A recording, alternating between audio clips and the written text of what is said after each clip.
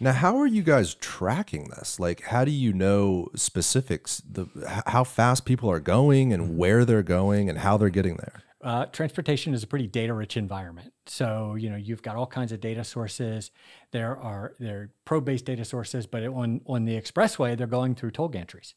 Okay. So when they go through toll gantries, you have the license plate, the call, right? Yeah. So for us, it's just a transponder and a license plate. It's not really a person. So we try to stay out of the personal information. But I know that, hey, a car went through this at 10 miles an hour or 5 miles an hour. So you're tracking speed. How do you know, though, when people get off of the expressway and they're going down Platte or wherever they're going down, or Willow, how do you know that?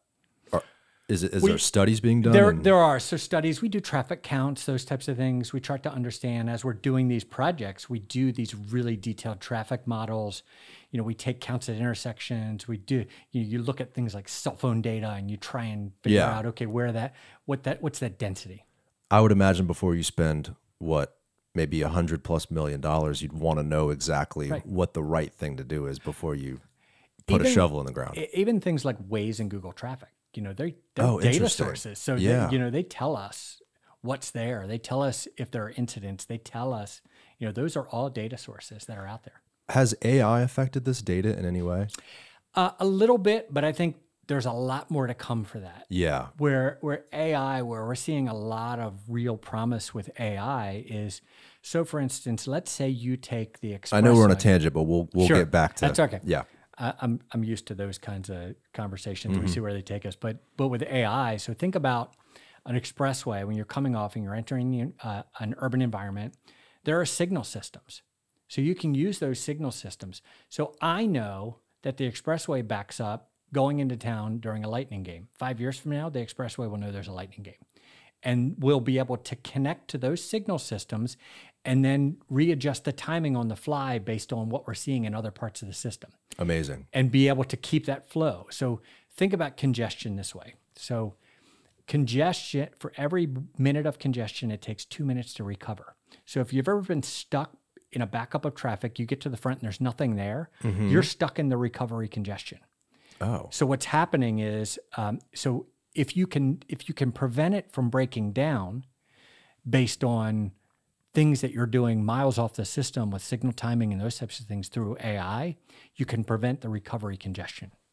Interesting. I hate when that happens. You get to the front of the line, and you're like, what are we all waiting for? Right. So that's what it is. It's this delay of traffic. The car in front of you slows down, you have to slow down, behind you, et cetera, et cetera.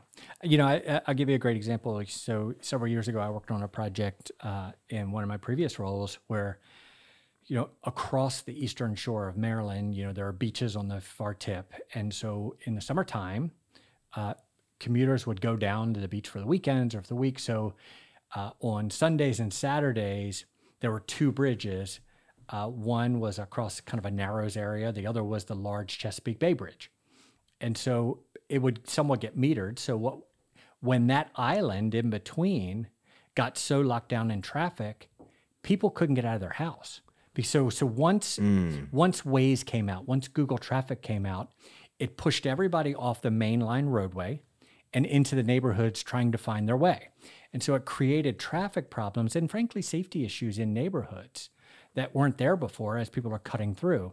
So what we did on that project was we built in sensors on the first bridge and said, okay, as long as we're around 1,500 cars an hour, it never breaks down. So what you do is you put a counter on. And so if I'm at 1,000 cars an hour, the green times over 100 miles are longer.